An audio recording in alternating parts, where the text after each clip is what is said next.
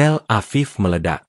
Setengah juta warga Israel menuntut pengunduran diri dan pengadilan PM Netanyahu. Poster, kriminal perang, mendominasi jalanan setelah skandal pelanggaran gencatan senjata di Gaza. Di tengah kerumunan yang marah dan polisi anti huru-hara, Netanyahu menghilang. Akankah krisis politik domestik ini menjadi akhir bagi pemimpin yang paling lama berkuasa di Israel? Simak berita lengkapnya.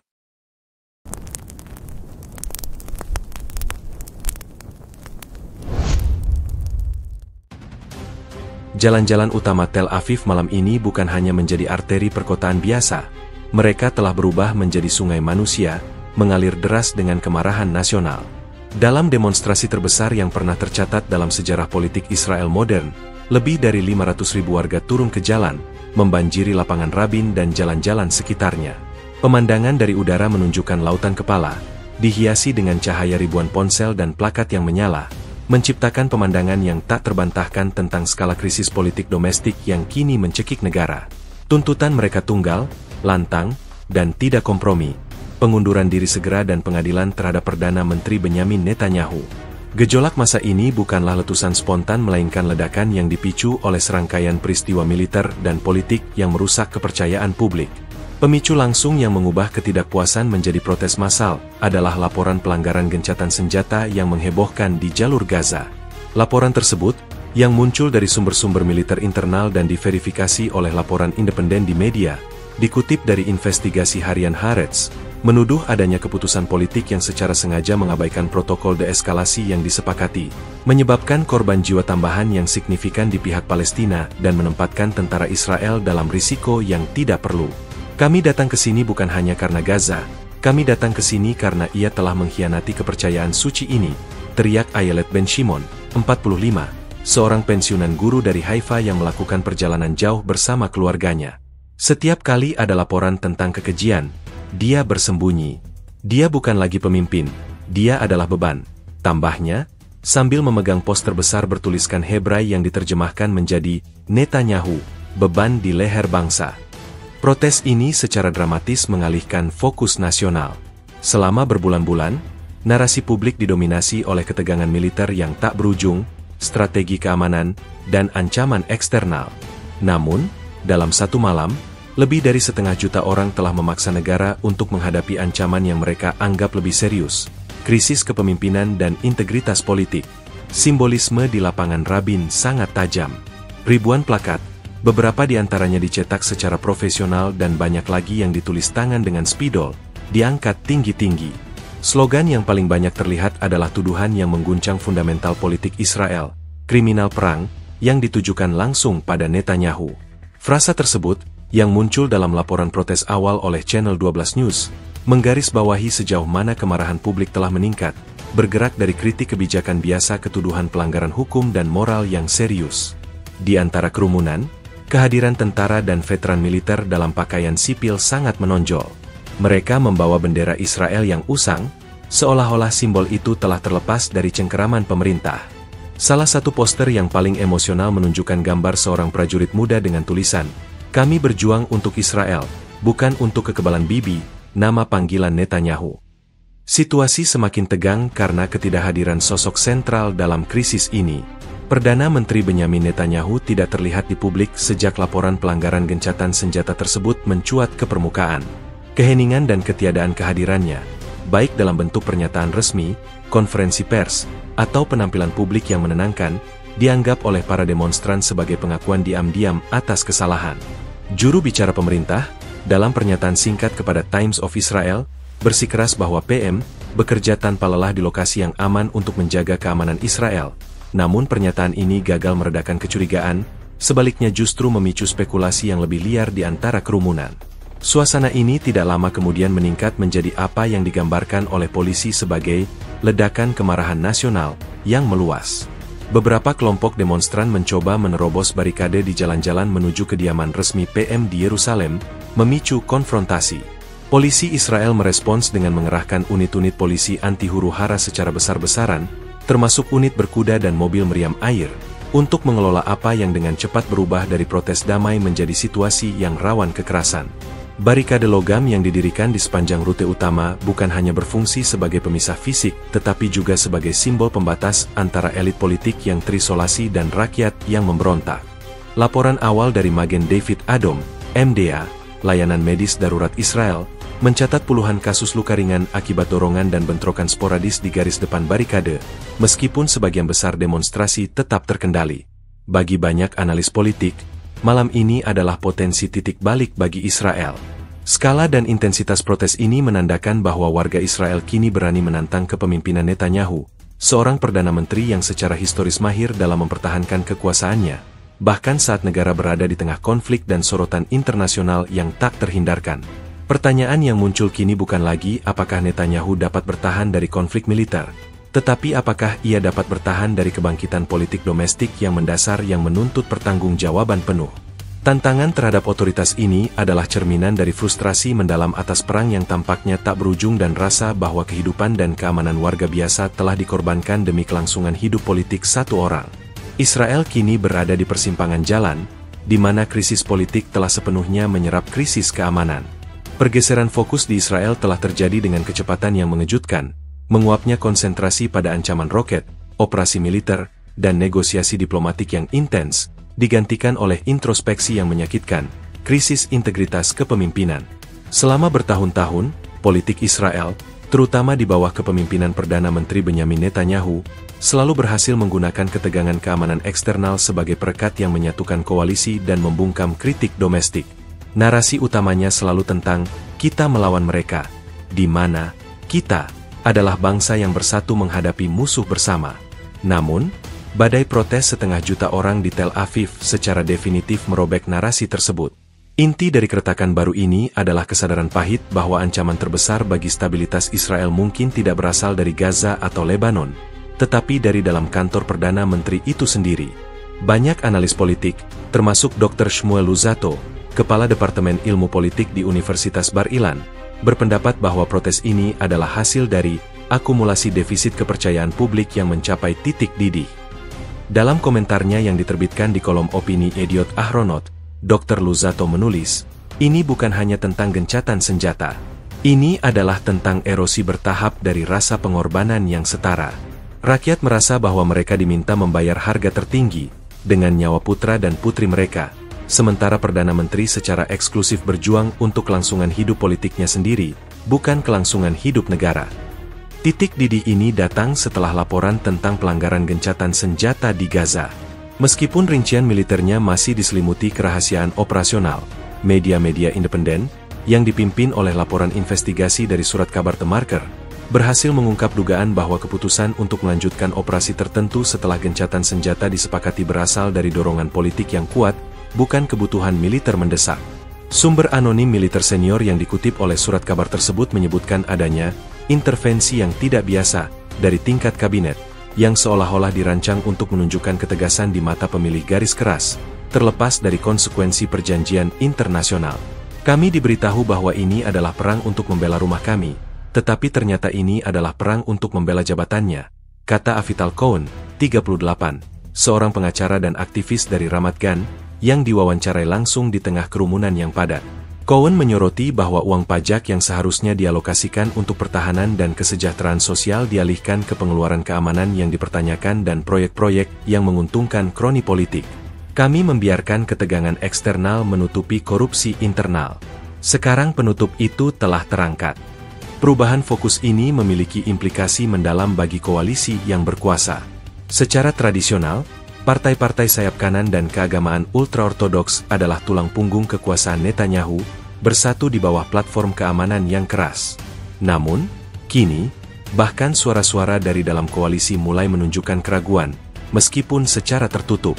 Seorang anggota Knesset, MK, dari partai ultra-ortodoks, yang berbicara kepada Radio Angkatan Darat Israel, Galei Tzahal, dengan syarat anonim, mengakui bahwa tekanan jalanan kali ini berbeda. Ini bukan hanya kaum kiri atau kaum sekuler Tel Aviv. Ini adalah kelas menengah, ini adalah orang-orang yang biasanya abstain dari politik tetapi sekarang merasa dikhianati dalam hal paling mendasar, keamanan dan nyawa anak-anak mereka. Pergeseran dari isu keamanan ke isu integritas politik adalah hal yang krusial. Selama bertahun-tahun, Netanyahu berhasil membela diri dari berbagai tuduhan korupsi dengan selalu menunjuk pada rekor keamanannya yang tak tertandingi dan kebutuhan akan pemimpin yang kuat dalam masa sulit.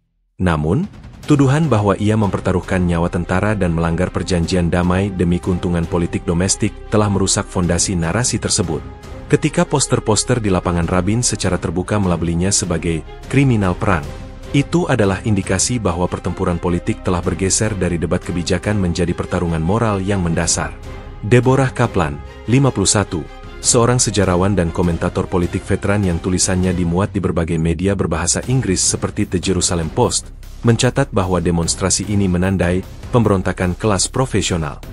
Kaplan berpendapat bahwa demonstrasi ini sebagian besar terdiri dari warga Israel yang berpendidikan, produktif, yang menyumbang besar terhadap ekonomi dan militer, tetapi merasa semakin terasing dari proses pengambilan keputusan.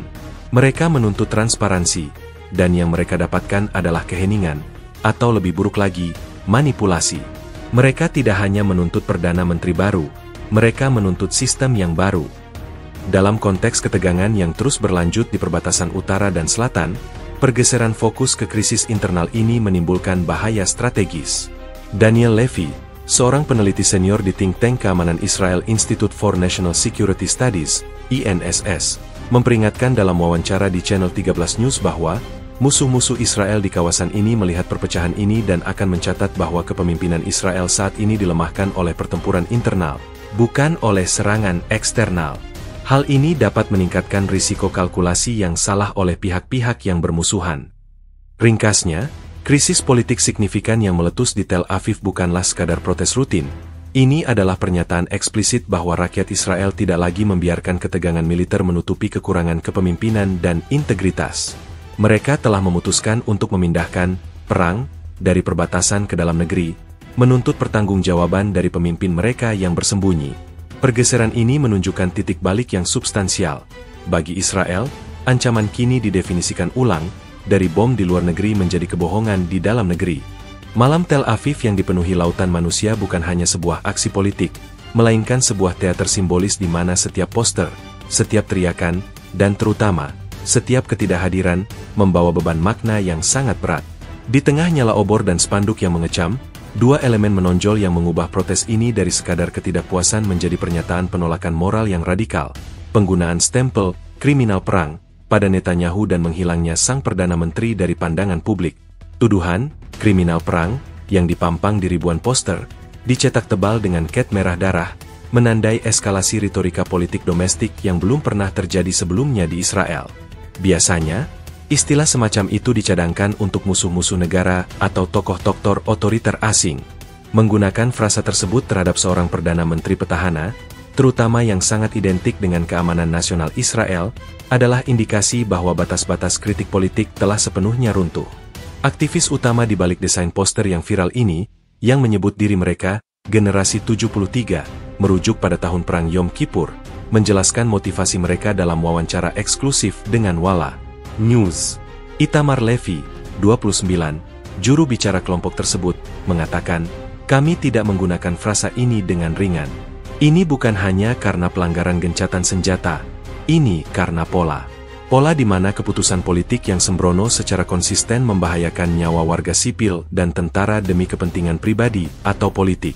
Seseorang yang menempatkan kelangsungan hidup politiknya di atas etika perang yang paling mendasar, orang itu layak mendapatkan label ini, dan sejarah akan menghakiminya." Levy menambahkan bahwa mereka sengaja mendistribusikan materi ini dalam bahasa Ibrani dan Inggris, untuk memastikan pesan tersebut bergema di dalam negeri dan internasional. Simbolisme ini diperkuat oleh fakta bahwa protes ini terjadi di tengah konflik yang masih berkesinambungan dan laporan pelanggaran gencatan senjata yang menyebabkan korban jiwa. Masyarakat Israel, yang sangat sensitif terhadap legitimasi militer mereka di mata dunia, merasa bahwa tindakan PM telah menempatkan seluruh bangsa di bawah sorotan negatif internasional, tidak hanya karena tindakan militer, tetapi karena integritas etika di balik tindakan tersebut. Profesor Mira Ben David, seorang ahli hukum internasional di Universitas Ibrani Yerusalem, menjelaskan dalam analisisnya untuk Israel Hayom, bahwa tuduhan ini, meskipun bersifat politis, menciptakan kerentanan hukum yang nyata. Ketika setengah juta warga Anda sendiri menggunakan bahasa tuntutan hukum internasional, Hal itu memberikan amunisi bagi lawan-lawan Israel di panggung global. Netanyahu tidak hanya kehilangan dukungan domestik, ia berpotensi merusak garis pertahanan etika Israel. Sementara tuduhan radikal ini mendominasi visual dan audio protes, elemen lain yang sama kuatnya adalah ketidakhadiran fisik Benyamin Netanyahu. Sejak laporan pelanggaran gencatan senjata mencuat, Perdana Menteri telah menghilang secara virtual, tidak muncul dalam konferensi pers, tidak ada kunjungan ke lokasi yang dilanda konflik, dan hanya sedikit mengeluarkan pernyataan yang telah direkam atau tertulis. Juru bicara kantor PM mengeluarkan pernyataan singkat melalui Twitter resmi PMO Israel, yang menyatakan PM bekerja keras dari lokasi rahasia untuk alasan keamanan yang tidak dapat diungkapkan, namun hal ini hanya memicu kecurigaan. Bagi para demonstran, menghilangnya PM adalah pengkhianatan yang nyata. Di lapangan Rabin, sekelompok seniman jalanan mendirikan instalasi berupa patung kertas karton Netanyahu seukuran aslinya, ditempatkan di dalam sangkar emas kecil. Di sampingnya terdapat tanda bertuliskan, "Pemimpin kami, jauh di bunker keberanian, sambil rakyatnya berjuang." Simbolisme ini berbicara banyak tentang pandangan publik bahwa Netanyahu telah mengisolasi dirinya, bersembunyi di balik lapisan keamanan, sementara negaranya menghadapi krisis terbesarnya. Yaron Zilberstein, 55, seorang pemilik bisnis kecil dari Bnei Brak yang secara tradisional mendukung partai sayap kanan, mengatakan kepada wartawan dari Kan News Public Broadcast bahwa ia merasa dipermainkan. Dia selalu mengatakan dialah tuan keamanan. Sekarang, ketika negaranya membutuhkan penjelasan, butuh kepemimpinan, dia menghilang. Jika dia tidak takut pada musuh, mengapa dia takut pada rakyatnya sendiri? Keheningan adalah pengakuan bersalah dalam politik, katanya. Suaranya tercekat oleh frustrasi. Ketidakhadiran Netanyahu juga menjadi sorotan tajam, karena ia dikenal karena keahliannya dalam komunikasi krisis. Kemampuannya untuk berbicara langsung kepada bangsa pada saat-saat sulit seringkali berhasil menstabilkan situasi. Kegagalannya untuk melakukan hal itu kali ini memperkuat narasi bahwa ia tidak memiliki jawaban atau, yang lebih buruk, ia tidak mau bertanggung jawab atas tindakannya. Analisis mendalam dari Institut Demokrasi Israel, IDI, mencatat bahwa tingkat kepercayaan publik terhadap PM telah anjlok ke rekor terendah setelah laporan pelanggaran gencatan senjata. Laporan IDI, yang dikutip secara luas oleh Globes, media bisnis Israel, menunjukkan bahwa 85% responden menganggap ketidakhadiran publik PM sebagai sangat bermasalah atau penghinaan. Narasi, kriminal perang, dan sosok yang menghilang ini telah menciptakan badai politik yang sempurna. Rakyat Israel tidak hanya menuntut perubahan kebijakan, mereka menuntut perubahan etika dan akuntabilitas. Dengan Netanyahu terisolasi dan dikecam dengan bahasa yang begitu menghina, protes Tel Aviv telah mencapai tujuannya.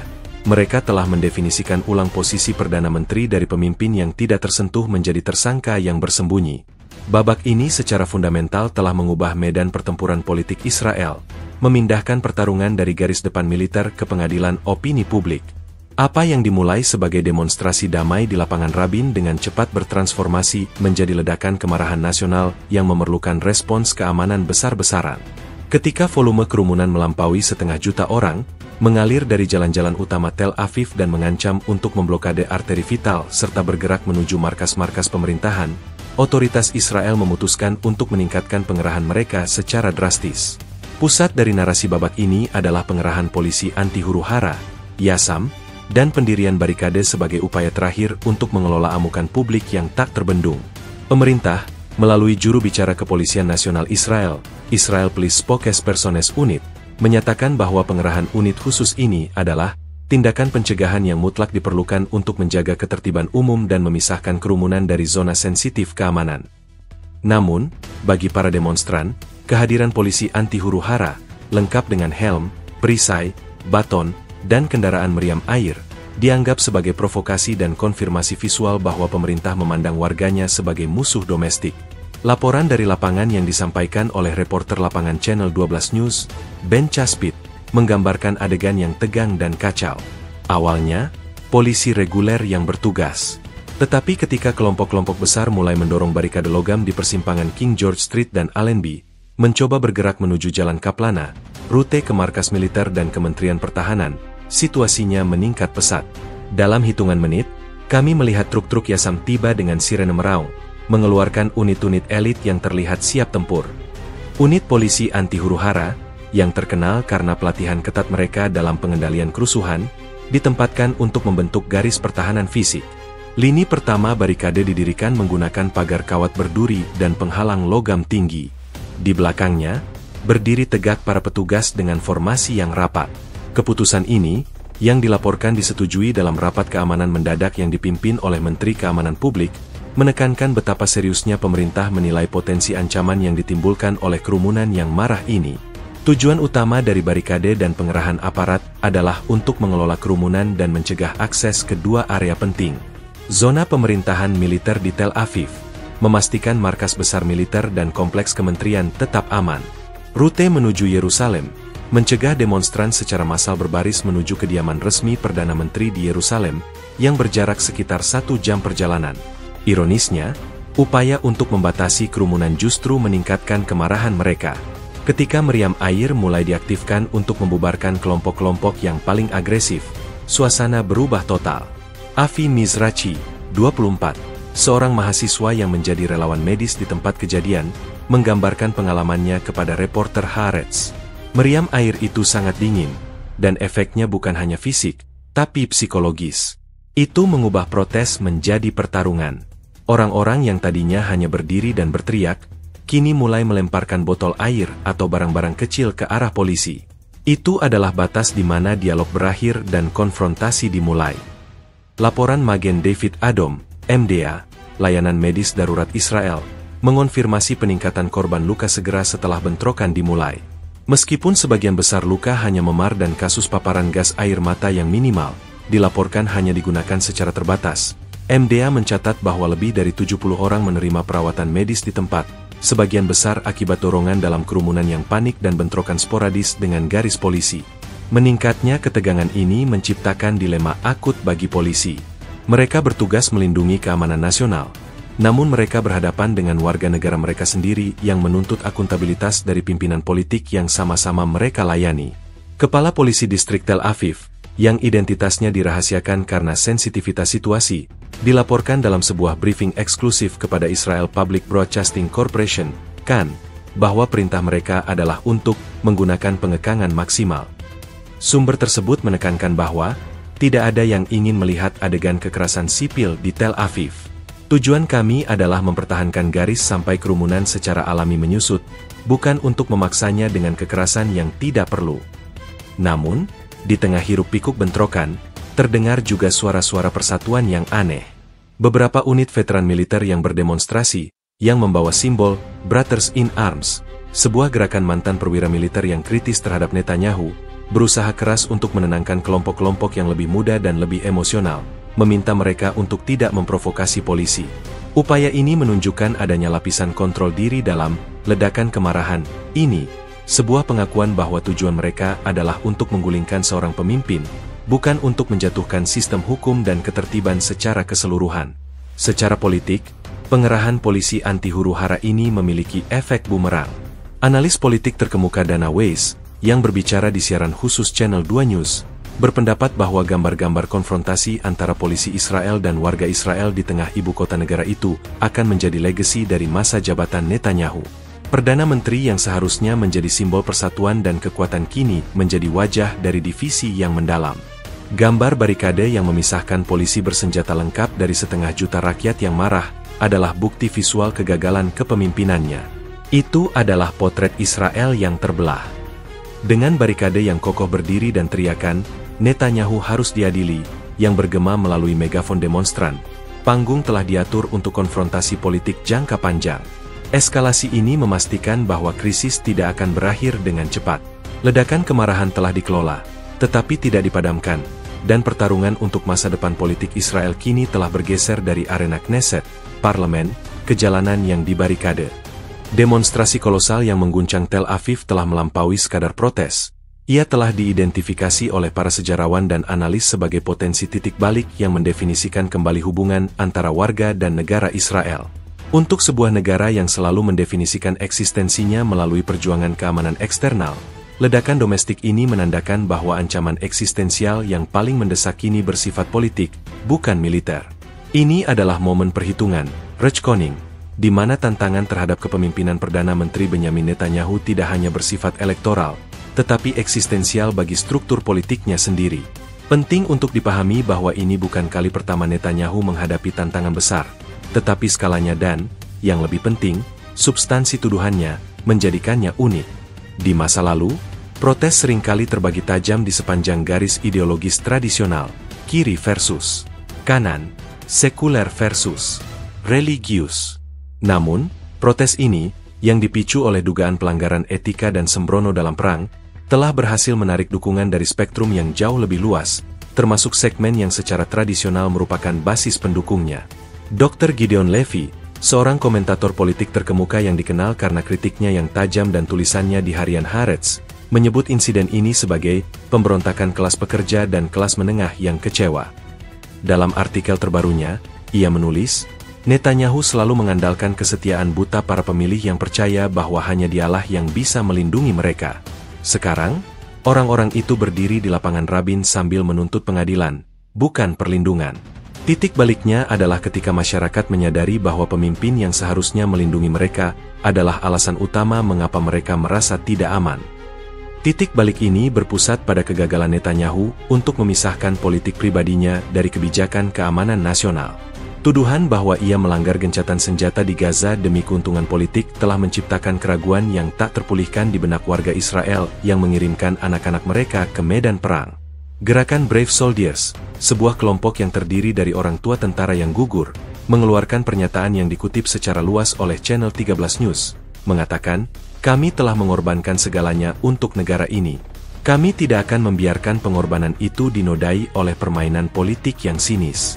Jika terbukti PM melanggar perjanjian damai karena perhitungan popularitas, dia tidak hanya harus mundur, dia harus dihukum karena pengkhianatan kepercayaan publik."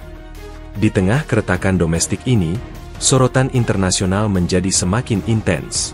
Dunia, yang selama berminggu-minggu fokus pada dinamika militer di Gaza, kini harus mengalihkan perhatiannya ke krisis internal Israel.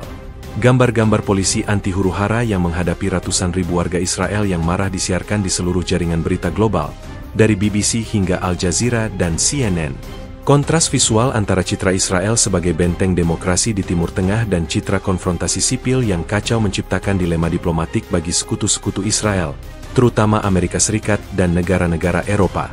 Profesor Naomi Klein, seorang ahli hubungan internasional di Universitas Tel Aviv, dalam wawancara dengan The Jerusalem Post, menekankan dampak global dari krisis ini. Internasional selalu memberikan kelonggaran kepada Israel dalam konflik, karena anggapan bahwa ia bertindak di bawah ancaman eksistensial yang sah dan dengan proses pengambilan keputusan yang demokratis.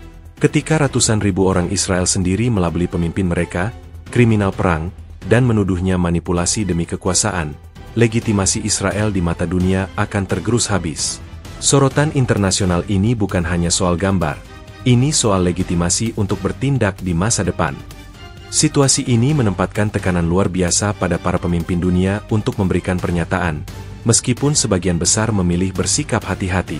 Juru bicara Departemen Luar Negeri AS, dalam briefing pers yang disiarkan oleh Fox News, hanya mengatakan bahwa mereka memantau situasi domestik Israel dengan cermat dan menghormati hak setiap warga negara untuk melakukan protes damai. Namun, di balik layar, sumber-sumber diplomatik, seperti yang diungkap oleh Bloomberg News, melaporkan adanya kekhawatiran serius di Washington mengenai stabilitas kepemimpinan Israel, terutama di tengah perundingan sensitif regional yang sedang berlangsung. Bagi Netanyahu, tantangan ini bersifat multidimensi.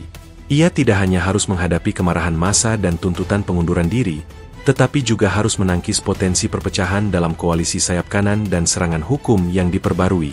Protes ini memberikan amunisi segar kepada Jaksa Agung Israel, yang telah menghadapi tekanan publik untuk mempercepat penyelidikan yang tertunda terhadap dugaan korupsi PM.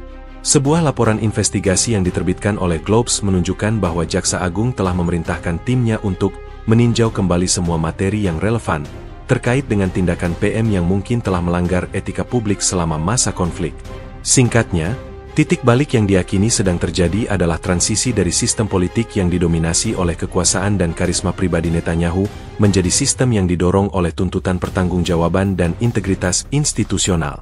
Masyarakat telah berani menantang kepemimpinan Netanyahu di tengah konflik, sebuah langkah yang sebelumnya dianggap sebagai tindakan subversif atau tidak patriotik. Sekarang, patriotisme telah didefinisikan ulang sebagai tindakan menuntut pemimpin yang jujur. Sorotan internasional, yang selama ini fokus pada perbatasan, kini bersinar terang ke lorong-lorong kekuasaan di Yerusalem, memastikan bahwa krisis domestik ini akan menjadi kisah global tentang apakah demokrasi yang berjuang dapat mengatasi korupsi dan kekuasaan yang tidak terbatas. Masa depan politik Israel, untuk pertama kalinya dalam satu dekade, terasa sepenuhnya tidak pasti. Akar penyebab langsung dari krisis domestik yang melumpuhkan Israel terletak pada satu peristiwa yang terjadi ratusan kilometer dari lapangan Rabin, pelanggaran gencatan senjata di jalur Gaza. Laporan mengenai pelanggaran ini tidak hanya menjadi pemicu demonstrasi massal, tetapi juga mengungkapkan retakan mendalam di antara kepemimpinan politik dan militer Israel, sebuah retakan yang akhirnya tumpah ke jalan-jalan. Untuk memahami kemarahan yang meluap, kita harus membongkar detail dan sumber dari laporan yang meledak ini. Laporan yang pertama kali mengemuka di media, khususnya melalui investigasi mendalam oleh Surat Kabar Ma'arif dan segera diikuti oleh Israel Public Broadcasting Corporation, KAN, menuduh bahwa Perdana Menteri Benyamin Netanyahu dan lingkaran kecil penasihat kepercayaannya telah memerintahkan operasi militer yang sensitif setelah gencatan senjata yang disepakati secara internasional telah diberlakukan. Laporan tersebut, yang dikutip dari 3 sumber militer senior yang tidak disebutkan namanya, menyatakan bahwa perintah tersebut tidak sejalan dengan rekomendasi operasional dari Kepala Staf Gabungan dan, secara langsung melanggar, perjanjian deeskalasi yang baru ditandatangani melalui mediasi pihak ketiga. Menurut kebocoran tersebut, tujuan dari operasi pasca gencatan senjata ini adalah untuk mengeksploitasi peluang taktis, yang, menurut kritikus, lebih didorong oleh kebutuhan politik untuk menunjukkan ketegasan berkelanjutan kepada basis pemilih daripada kebutuhan keamanan yang mendesak. Mayor Jenderal Purnawirawan Amos Gilad, seorang analis keamanan dan mantan perwira intelijen senior, dalam wawancara di Channel 11 News, menyatakan bahwa jika rincian laporan ini benar, itu merupakan pengkhianatan terhadap prinsip-prinsip strategis. Militer didirikan untuk mematuhi perintah politik, ya, tetapi ketika perintah itu secara aktif membahayakan perjanjian yang menjamin keamanan pasukan kita, dan tampaknya murni didorong oleh politik domestik, maka garis merah etika telah dilanggar, tegasnya. Dampak langsung dari dugaan pelanggaran ini sangat menghancurkan, baik secara internal maupun eksternal. Secara internal, laporan tersebut menyebabkan korban jiwa tambahan di pihak militer dan sipil. Meskipun rincian korban dibatasi oleh sensor militer, media Israel secara luas memberitakan bahwa 4 tentara terluka parah dalam insiden yang terjadi beberapa jam setelah gencatan senjata resmi dimulai. Fakta bahwa cedera ini terjadi setelah jeda yang diumumkan, memicu kemarahan di antara keluarga tentara. Forum The Breavet Families for Transparency, Forum Keluarga Berduka untuk Transparansi, segera mengeluarkan kecaman keras, menuntut penyelidikan kriminal terhadap proses pengambilan keputusan PM, sebuah pernyataan yang dipublikasikan secara lengkap oleh Yet News. Secara eksternal, laporan tersebut merusak upaya diplomatik Israel. Negara-negara mediator, yang bekerja tanpa lelah untuk meredakan konflik, dilaporkan sangat terkejut dan marah oleh tuduhan tersebut. Seorang diplomat Eropa senior yang berbicara kepada Associated Press, AP, di Wina menyebut tindakan tersebut sebagai pengabaian terang-terangan terhadap diplomasi. Kerusakan ini tidak hanya mempersulit gencatan senjata di masa depan tetapi juga melemahkan posisi Israel dalam negosiasi internasional yang lebih luas. Kerusakan diplomatik ini menjadi salah satu argumen terkuat bagi para demonstran bahwa Netanyahu tidak lagi memenuhi syarat untuk memimpin urusan luar negeri. Pertanyaan krusial adalah, bagaimana laporan ini bisa bocor? Di Israel, kebocoran militer tingkat tinggi seperti ini jarang terjadi, dan biasanya merupakan indikasi adanya keretakan besar di dalam struktur keamanan itu sendiri. Sumber-sumber di Knesset Committee on Foreign Affairs and Defense, Komite Urusan Luar Negeri dan Pertahanan Knesset, yang berbicara kepada wartawan Israel Hayom, menunjukkan bahwa kebocoran itu berasal dari dalam Kabinet Keamanan, lembaga pengambil keputusan utama Israel. Ada dugaan kuat bahwa para perwira intelijen dan militer yang frustrasi, yang khawatir bahwa tindakan PM membahayakan keamanan nasional, secara sengaja menyampaikan informasi tersebut kepada jurnalis investigasi sebagai panggilan darurat publik. Dr. Hila Ben Ami, seorang spesialis dalam hubungan sipil militer, dalam analisisnya di sebuah think tank keamanan, dikutip oleh Globes, menggambarkan kebocoran ini sebagai pemberontakan etika di dalam militer. Ini bukan pembangkangan militer tradisional. Ini adalah pengakuan putus asa bahwa saluran internal untuk mencegah bencana politik telah gagal. Ketika para pemimpin militer merasa terdorong untuk menempuh jalur media untuk menghentikan apa yang mereka lihat sebagai bahaya, itu berarti krisis kepemimpinan telah mencapai tahap terminal. Efek gabungan dari tuduhan politik yang menyebabkan korban militer dan diplomatik menciptakan badai naratif yang sempurna di mata publik. Rakyat Israel, yang sudah lelah dengan konflik tanpa akhir, melihat pelanggaran gencatan senjata ini bukan hanya sebagai kesalahan strategis, tetapi sebagai bukti konklusif bahwa Perdana Menteri menempatkan ego dan kekuatan di atas keselamatan mereka. Oleh karena itu, ketika 500 juta orang berkumpul di Tel Aviv, poster-poster yang menuduh Netanyahu sebagai kriminal perang mendapatkan resonansi yang sangat kuat. Label tersebut tidak lagi hanya merujuk pada kebijakan di masa lalu, melainkan didasarkan pada peristiwa terbaru dan terkini, pelanggaran gencatan senjata. Kejadian ini tidak hanya memicu protes, tetapi juga memberikan justifikasi moral dan informatif yang diperlukan publik untuk menuntut pengunduran diri dan pengadilan, mengubah krisis ini dari ketidakpuasan politik biasa menjadi tuntutan akuntabilitas hukum dan etika yang mendasar. Tuntutan untuk mengadili Perdana Menteri Benyamin Netanyahu, yang bergema di atas lautan demonstran di Tel Aviv, menandai lompatan dramatis dari sekadar kritik politik ke ranah hukum pidana dan etik yang serius. Label, kriminal perang, bukan lagi sekadar slogan politik. Ia adalah cerminan dari tuntutan publik untuk akuntabilitas hukum atas dugaan pelanggaran yang secara langsung terkait dengan keputusan yang menyebabkan kerugian besar. Babak ini menyelidiki implikasi hukum dan etik dari tuntutan ini, yang kini menjadi pusat gravitasi krisis. Secara hukum domestik, tuntutan untuk mengadili Netanyahu didasarkan pada 2 jalur utama, kasus-kasus korupsi yang sudah ada dan tuntutan baru yang berasal dari pelanggaran gencatan senjata di Gaza. Kasus korupsi yang telah lama membelitnya kini mendapatkan momentum baru. Jaksa Agung Israel, dalam pernyataan yang dipublikasikan oleh The Times of Israel, mengonfirmasi bahwa tim penuntut umum sedang meninjau kembali garis waktu dan bukti dari semua kasus yang tertunda, dengan fokus pada apakah tindakan PM selama masa konflik dapat dianggap sebagai obstruction of justice atau abuse of power yang diperburuk oleh keadaan perang. Namun, tuntutan kriminal perang membawa beban hukum yang jauh lebih berat. Tuntutan ini secara implisit menantang imunitas eksekutif yang biasanya melindungi seorang Perdana Menteri petahana.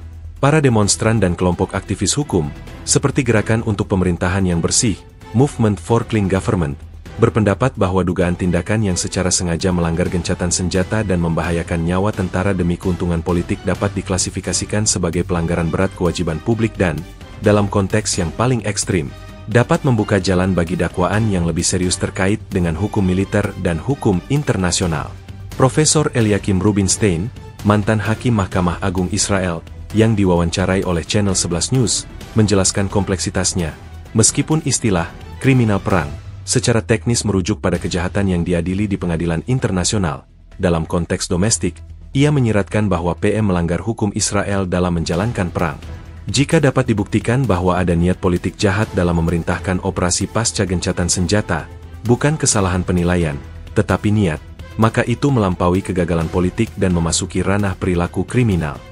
Profesor Rubinstein menambahkan bahwa tekanan publik yang masif ini akan membuat sistem peradilan sangat sulit untuk mengabaikan tuntutan tersebut, bahkan jika secara prosedural sulit untuk diterapkan pada PM yang sedang menjabat. Di luar hukum formal, krisis ini juga merupakan pertempuran etik yang mendasar. Etika kepemimpinan publik di Israel menuntut bahwa kepentingan nasional harus selalu diutamakan di atas kepentingan pribadi atau partai. Dengan adanya laporan yang bocor, seperti yang dibahas di bab 6, bahwa keputusan militer didorong oleh pertimbangan popularitas domestik, maka kontrak etik antara pemimpin dan rakyat telah dilanggar secara radikal.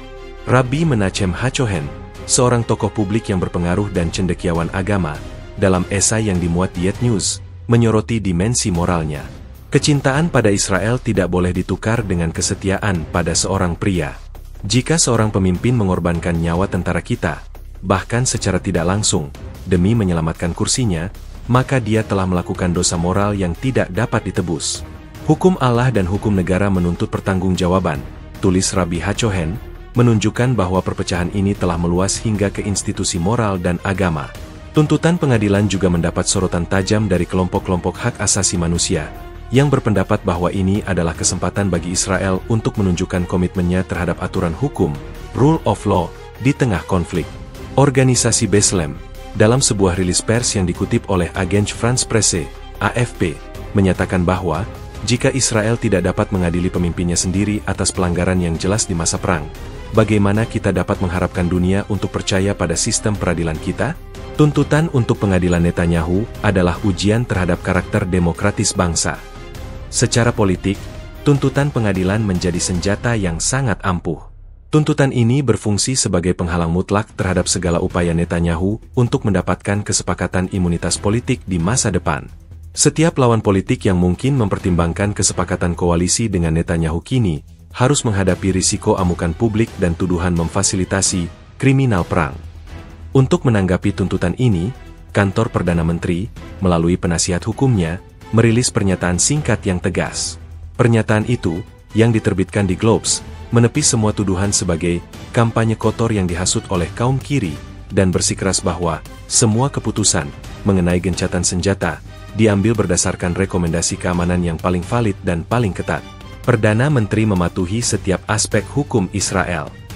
Namun, dengan 1,5 juta orang di jalanan, bantahan resmi ini terasa seperti suara yang terisolasi dan tidak berdaya.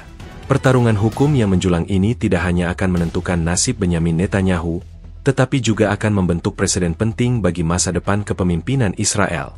Apakah pemimpin diizinkan untuk menggunakan konflik nasional sebagai perisai terhadap pertanggungjawaban etika dan hukum? Tuntutan pengadilan telah mengubah protes massa menjadi permintaan akan keadilan, menciptakan ancaman yang jauh lebih serius bagi kekuasaan Netanyahu daripada pemilu yang akan datang, yaitu ancaman pemenjaraan. Babak ini memastikan bahwa krisis domestik Israel kini berakar kuat dalam sistem peradilan, menunggu momen ledakannya yang menentukan. Di tengah gejolak nasional yang menghadirkan 1,5 juta warganya di jalanan Tel Aviv, yang menuntut pengunduran dirinya, Perdana Menteri Benyamin Netanyahu telah menghilang. Keheningan publiknya sejak laporan pelanggaran gencatan senjata bocor telah menjadi fokus spekulasi, kecurigaan, dan kemarahan publik. Babak ini menganalisis misteri di balik ketidakhadiran PM, dampak politiknya, dan indikasi keretakan serius di dalam kabinet keamanan yang mengelilinginya. Secara tradisional, dalam menghadapi krisis keamanan atau bahkan ancaman politik domestik yang serius, Netanyahu dikenal sebagai komunikator krisis yang ulung. Ia biasanya akan muncul di televisi nasional, memberikan pidato yang tenang namun tegas, menggunakan retorika persatuan, dan menyalahkan pihak oposisi atau media. Namun, keheningannya kali ini, yang berlangsung selama beberapa hari kritis sejak protes meledak, adalah penyimpangan yang radikal dan disengaja, atau menunjukkan suatu ketidakmampuan yang mendalam untuk merespons. Pernyataan resmi dari kantor Perdana Menteri, PMO, yang disiarkan oleh Israel Public Broadcasting Corporation, CAN, hanya menyatakan bahwa PM bekerja tanpa lelah dari lokasi rahasia yang aman, menjaga keamanan negara, dan tidak akan membiarkan tuntutan jalanan memengaruhi pengambilan keputusan strategis. Pernyataan ini, alih-alih meredakan kekhawatiran, justru memicu reaksi yang lebih sinis dan meningkatkan spekulasi di media dan di antara para analis keamanan. Spekulasi media terbagi menjadi 3 teori utama, yang masing-masing menimbulkan implikasi politik yang berbeda. Isolasi strategis, debunker teori-teori ini, yang paling banyak diangkat oleh media oposisi seperti harian Haaretz, berpendapat bahwa Netanyahu secara sadar mengisolasi dirinya di bunker rahasia atau kediaman yang sangat aman, dikelilingi oleh sekelompok kecil penasihat setia. Tujuannya adalah untuk menunjukkan kepada publik dan, yang lebih penting, kepada mitra koalisinya, bahwa ia tidak terpengaruh oleh tekanan jalanan. Dengan tidak memberikan tanggapan, ia berharap dapat menghilangkan oksigen dari protes tersebut. Namun, teori ini dicerca sebagai langkah arogansi yang fatal, karena ia gagal memahami bahwa keheningan telah ditafsirkan sebagai pengakuan bersalah. Krisis kesehatan atau kelelahan, the fatigue teori beberapa sumber yang dekat dengan pemerintah, yang berbicara kepada Channel 13 News secara anonim, mengisyaratkan bahwa tekanan dari konflik yang berlarut-larut, ditambah dengan penyelidikan korupsi yang terus-menerus, telah membuat PM berada dalam kondisi kelelahan fisik dan mental yang parah. Teori ini, meskipun kurang didukung oleh bukti konkret, digunakan oleh para pendukungnya untuk memohon empati publik. Namun, sebagian besar masyarakat menolaknya, melihatnya sebagai alasan untuk menghindari pertanggungjawaban. Pertikaian kabinet, The Internal Strife teori ini adalah teori yang paling mengkhawatirkan dan paling banyak dibahas. Analis politik seperti Amit Segal di Channel 12 News berpendapat bahwa alasan utama ketidakhadiran PM adalah karena ia tidak memiliki dukungan yang cukup dari para menteri seniornya untuk membuat pernyataan publik yang kredibel. Kebocoran laporan pelanggaran gencatan senjata, seperti yang dibahas di bab 6, menunjukkan adanya keretakan yang dalam dan fungsional di dalam Kabinet Keamanan, di mana beberapa menteri pertahanan dan intelijen dilaporkan menentang keras keputusan PM. Jika Netanyahu tampil di hadapan publik, ada risiko bahwa menteri-menteri kunci ini akan segera mengundurkan diri atau secara terbuka menyangkal narasi PM, sehingga menyebabkan koalisi runtuh secara instan. Menteri Pertahanan Yoav Gallant, yang secara tradisional adalah sekutu politik Netanyahu, telah menjadi sorotan utama. Meskipun belum mengundurkan diri, Gallant belum secara terbuka membela tindakan PM mengenai pelanggaran gencatan senjata. Keheningannya yang mencolok, yang dilaporkan secara rinci oleh The Jerusalem Post, ditafsirkan sebagai sinyal tersembunyi kepada para demonstran dan oposisi bahwa ia tidak akan menjadi tameng bagi kesalahan Perdana Menteri. Dampak politik dari keheningan ini sangat merusak. Di mata para demonstran, ketiadaan PM memvalidasi label kriminal perang dan pengkhianat. Doris Levy, 62, seorang pengunjuk rasa di Tel Aviv, mengatakan kepada Yet News, dia bersembunyi seperti tikus. Jika dia benar-benar tuan keamanan, dia akan menghadapi rakyatnya, menjelaskan tindakannya, dan membuktikan dirinya. Keheningan ini adalah pengakuan yang paling keras dan paling jelas bahwa dia salah dan takut. Keheningan Netanyahu juga memicu langkah-langkah politik oleh partai oposisi. Para pemimpin oposisi utama, yang sebelumnya terfragmentasi, kini telah bersatu dan mengeluarkan ultimatum bersama yang menuntut agar PM muncul di hadapan Knesset, parlemen, dalam 24 jam untuk memberikan penjelasan resmi mengenai pelanggaran gencatan senjata dan krisis domestik. Kegagalan untuk mematuhi ultimatum ini, mereka bersumpah, seperti yang dilaporkan oleh Globes, akan memicu mosi tidak percaya segera. Pada akhirnya, misteri keheningan Netanyahu telah mengubahnya dari masalah politik menjadi masalah eksistensial. Seorang pemimpin yang tidak dapat menghadapi rakyatnya pada saat krisis terbesar mereka, adalah pemimpin yang telah kehilangan otoritas dan legitimasi moral untuk memerintah. Ketidakhadirannya tidak menciptakan kekosongan, melainkan menciptakan ruang yang diisi oleh amarah, spekulasi, dan tuntutan keras untuk perubahan radikal. Keputusan Netanyahu untuk bersembunyi telah menjadi bumerang, mengubahnya dari pemimpin yang tak tersentuh menjadi sosok yang paling dicari dan dikecam di Israel. Pengerahan polisi anti huru-hara dan pendirian barikade besar-besaran, yang menjadi pemandangan sentral di jalanan Tel Aviv, mengungkap sebuah dimensi krisis yang jarang terjadi dalam politik Israel, dilema moral dan operasional yang dihadapi oleh aparat keamanan sendiri. Babak ini menggali lebih dalam respons polisi, alasan dibalik taktik mereka, dan bagaimana konfrontasi antara penegak hukum dan setengah juta warga negara Israel telah menciptakan garis patahan baru dalam masyarakat. Pemerintah Israel, melalui Kementerian Keamanan Publik, bersikeras bahwa respons yang kuat ini adalah tanggung jawab mutlak untuk mencegah kekacauan dan melindungi infrastruktur negara. Namun, bagi banyak petugas yang berada di garis depan, menghadapi massa yang sebagian besar terdiri dari veteran militer, profesional, dan keluarga tentara, bukan kelompok radikal biasa, telah memunculkan ketegangan psikologis yang mendalam. Seorang komandan polisi tingkat menengah dari unit Yasam, polisi anti huru-hara, yang berbicara secara anonim kepada reporter investigasi dari surat kabar Ma'arif, mengungkapkan perasaannya. Kami adalah rakyat Israel. Di balik helm ini, kami punya saudara yang berdemonstrasi, kami punya teman yang kehilangan nyawa di Gaza. Sangat sulit untuk menerima perintah untuk mendorong atau menyemprot orang-orang yang tuntutannya mungkin secara pribadi kami sepakati. Kami diperintahkan untuk menjaga ketertiban, tetapi sulit melihat ketertiban ketika akar masalahnya adalah pengkhianatan politik, ujarnya, mengakui adanya keretakan internal dalam pasukan. Laporan dari Ma'arif ini menunjukkan adanya permintaan cuti mendadak dan sesi konseling darurat yang diadakan untuk unit-unit yang bertugas, menyoroti beban emosional yang mereka tanggung. Taktik yang digunakan oleh polisi adalah kombinasi dari kekuatan fisik yang terlihat, deterensi, dan penahanan diri yang hati-hati. Garis barikade diatur untuk menjadi kokoh tetapi tidak agresif, berfungsi sebagai penghalang psikologis. Unit-unit polisi berkuda dikerahkan di area yang lebih terbuka, terutama di sekitar lapangan Rabin, untuk mengendalikan pergerakan massa tanpa perlu kontak fisik langsung yang bisa memicu kekerasan.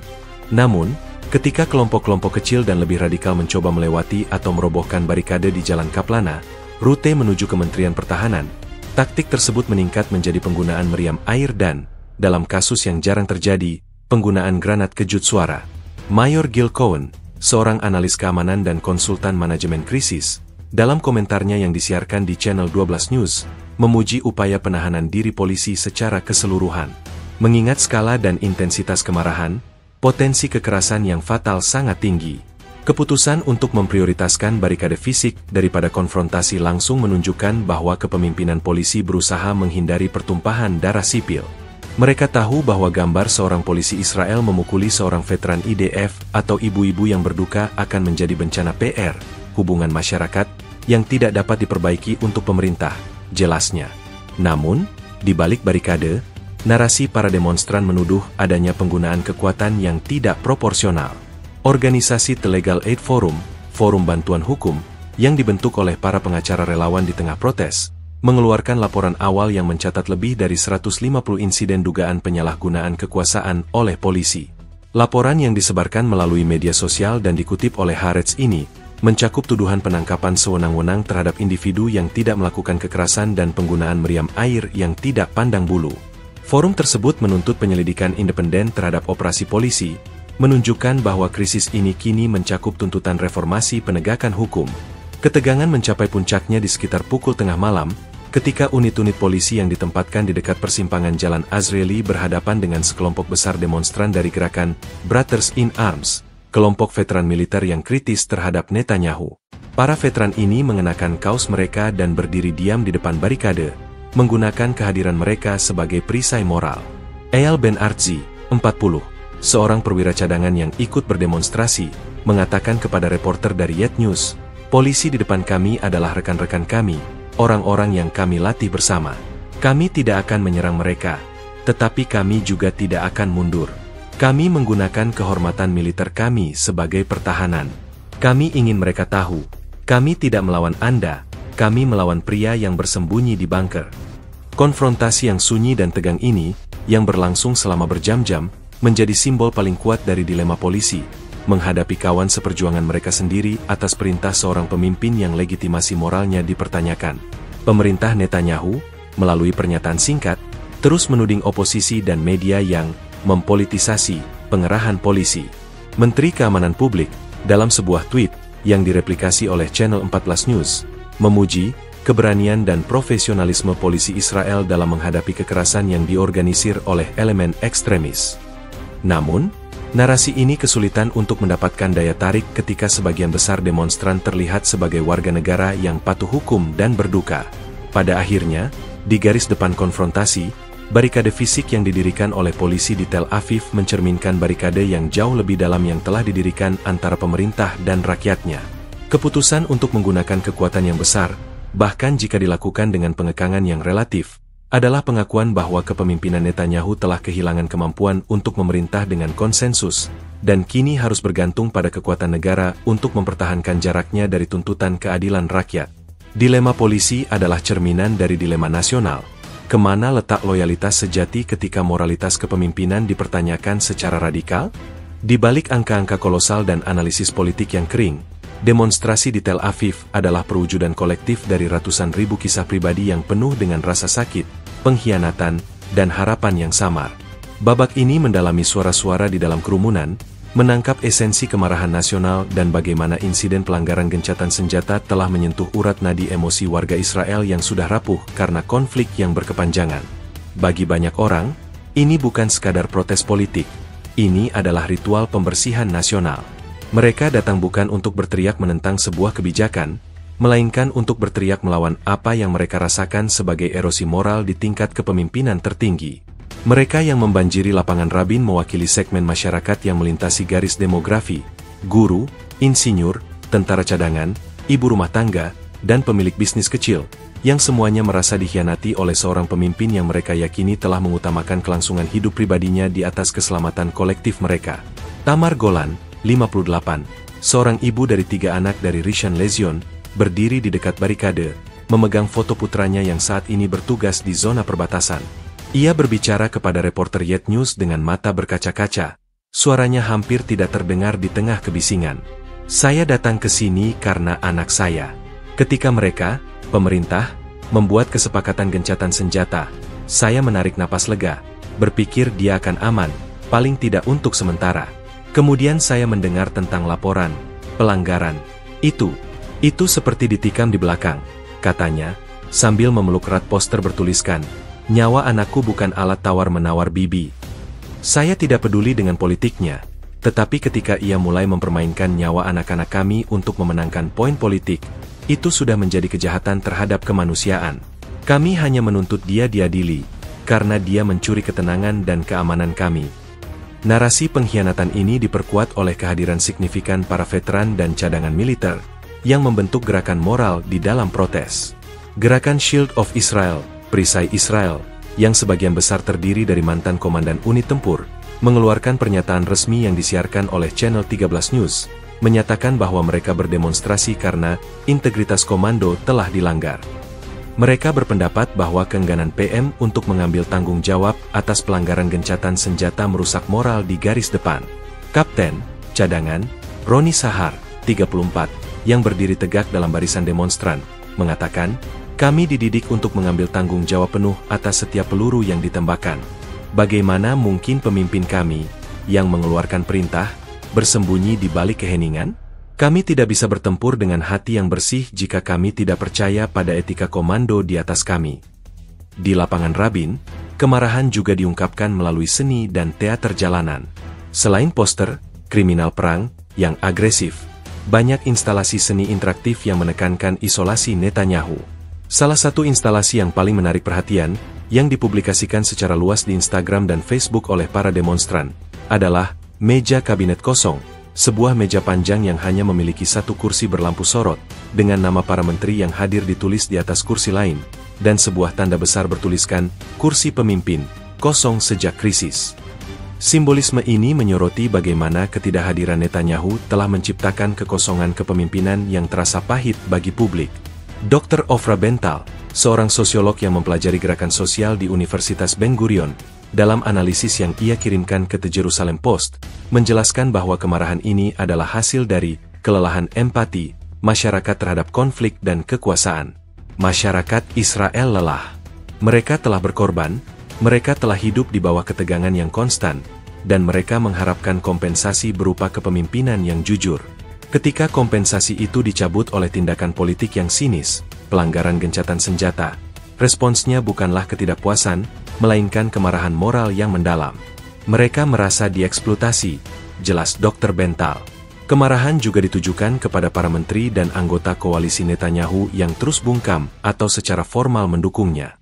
Di pinggiran kerumunan, sekelompok kecil demonstran membentuk barisan malu, bergiliran berdiri memegang plakat yang mencantumkan nama dan foto anggota Knesset yang setia kepada Netanyahu, dengan tulisan, "Anda memilih Bibi daripada bangsa." Tindakan ini, yang dilaporkan oleh Israel Hayom, menunjukkan bahwa kemarahan masa kini menyebar ke seluruh struktur partai yang mendukung Perdana Menteri. Kisah-kisah personal ini menyatu menjadi sebuah narasi kolektif. Rakyat Israel menolak untuk kembali menjadi subjek yang pasif. Mereka menuntut untuk diakui sebagai warga negara yang berdaulat, yang memiliki hak untuk menantang pemimpin mereka, bahkan di tengah perang. Kemarahan yang dipicu oleh dugaan pelanggaran gencatan senjata ini telah membuka kotak Pandora dari frustrasi yang terakumulasi. Tuntutan untuk pengadilan bukan lagi hanya tentang hukuman. Itu adalah permintaan untuk pemulihan integritas nasional, sebuah penolakan terhadap pemisahan antara etika publik dan kekuasaan politik. Suara-suara di lapangan Rabin adalah pengingat yang menyakitkan. Pemimpin yang bersembunyi mungkin bisa menghindari media, tetapi ia tidak akan pernah bisa menghindari suara hati nurani rakyatnya. Ketika badai kemarahan nasional melanda jalanan, getarannya segera terasa di koridor kekuasaan di Yerusalem, memicu retakan yang mendalam dalam koalisi pemerintahan Benyamin Netanyahu. Koalisi yang selama ini bersatu erat di bawah bendera keamanan dan ideologi sayap kanan, kini menghadapi potensi keruntuhan total. Babak ini menganalisis pergerakan di balik layar, kebimbangan para menteri koalisi, dan bagaimana pesaing politik Netanyahu mulai mengasah pisau mereka, mencium kesempatan untuk merebut kekuasaan. Inti dari keretakan ini adalah keraguan yang meluas di antara para menteri koalisi mengenai dua hal. Pertama, integritas Netanyahu setelah laporan pelanggaran gencatan senjata, dan kedua, kelangsungan hidup politik mereka sendiri jika mereka terus menjadi tameng bagi Perdana Menteri yang semakin toksik. Selama ini, koalisi bertahan karena konsensus bahwa Netanyahu adalah satu-satunya yang mampu menjamin keamanan. Kini, dengan Netanyahu dituduh membahayakan keamanan demi politik, fondasi koalisi itu telah runtuh.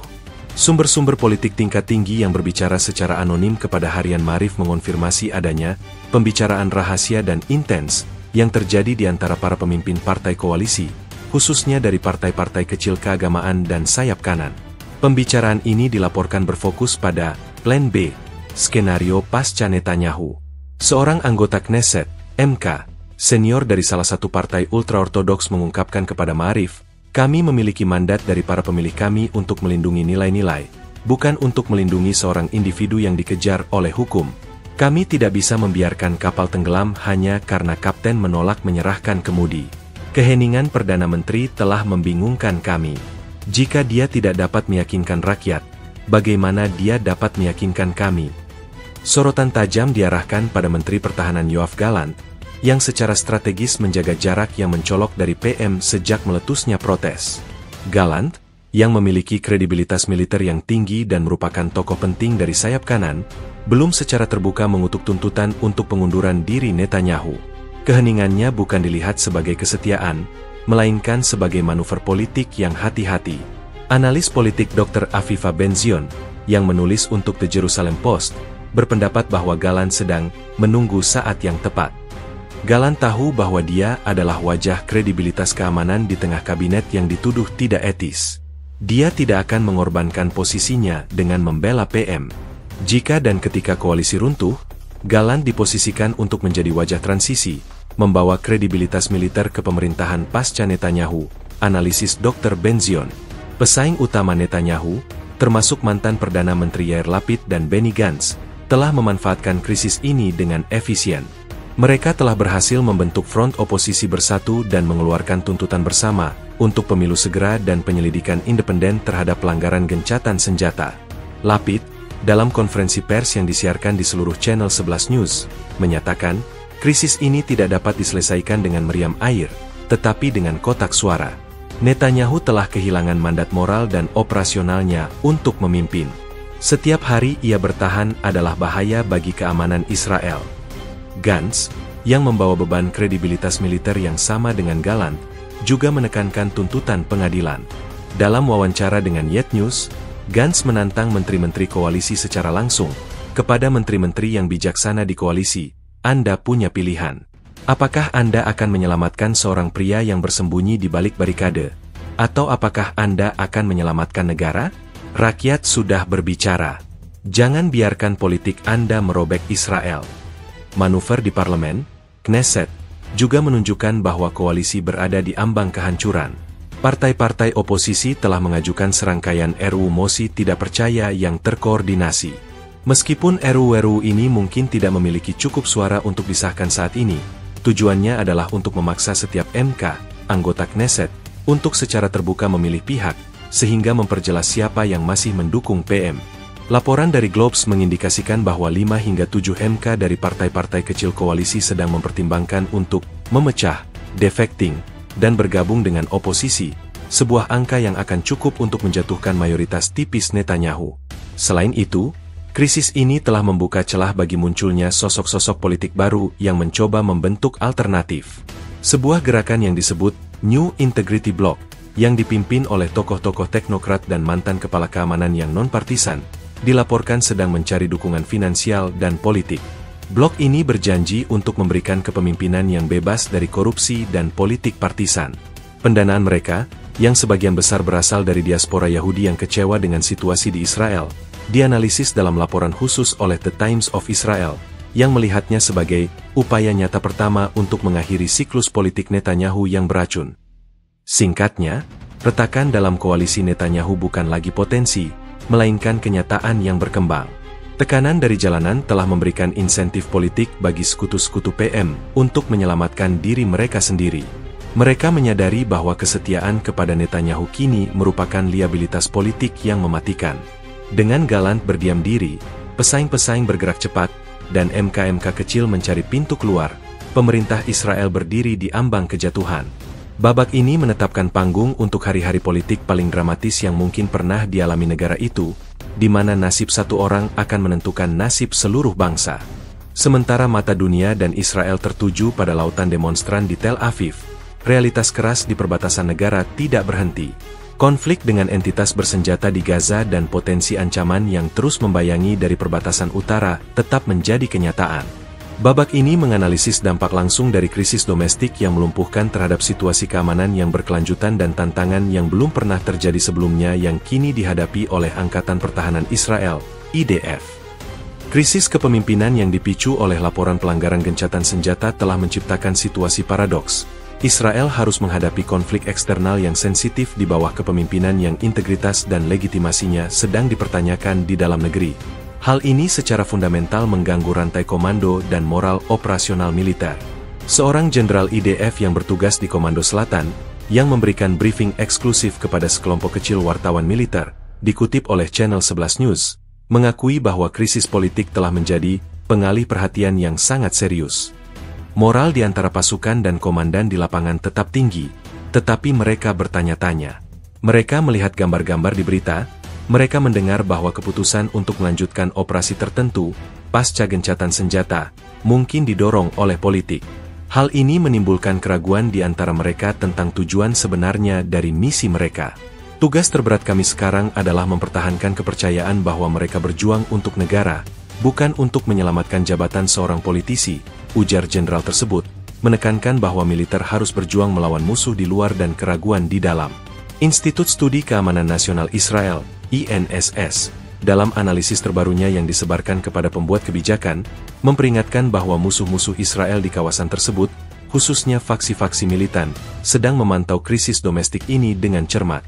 Laporan INSS, yang diringkas oleh The Jerusalem Post, menyatakan, perpecahan sipil politik di Israel dilihat oleh musuh sebagai titik lemah strategis.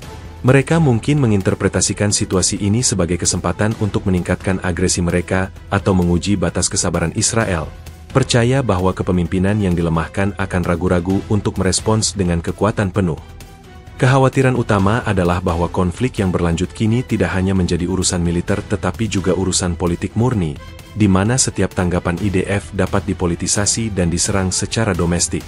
Jika IDF melancarkan serangan balasan yang signifikan terhadap ancaman yang sah, kritikus dan demonstran mungkin menuduh Perdana Menteri memerintahkan tindakan tersebut untuk mengalihkan perhatian dari krisis domestik atau untuk mengkonsolidasikan dukungan politiknya. Dilema ini menempatkan IDF dalam posisi yang sangat tidak mungkin. Laporan mengenai Angkatan Cadangan, Reserve Forces, juga menjadi sumber kekhawatiran. Angkatan Cadangan merupakan tulang punggung IDF dan merupakan tulang punggung dari gerakan protes itu sendiri, seperti yang diwakili oleh kelompok Brothers in Arms. Meskipun belum ada laporan resmi tentang penolakan massal untuk bertugas, ancaman implisit ada.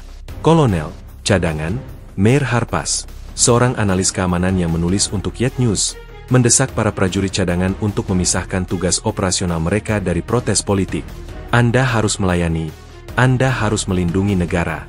Tetapi krisis ini telah menunjukkan bahwa kita tidak bisa lagi mengabaikan tuntutan etik. Militer harus tetap apolitis dalam operasinya, namun suara para tentara cadangan harus didengar dalam kehidupan sipil mereka. Inilah garis tipis yang kita jalani, tulisnya. Di perbatasan utara, situasi tetap tegang, dengan aktivitas musuh yang dilaporkan oleh UNIFIL, pasukan sementara PBB di Lebanon, kepada Dewan Keamanan PBB. Ketidakpastian politik di Yerusalem telah menciptakan jendela strategis di mana pihak-pihak yang bermusuhan mungkin merasa lebih berani. Kegagalan atau keruntuhan koalisi secara tiba-tiba dapat menyebabkan kekosongan kekuasaan singkat yang dapat dieksploitasi oleh kelompok-kelompok militan.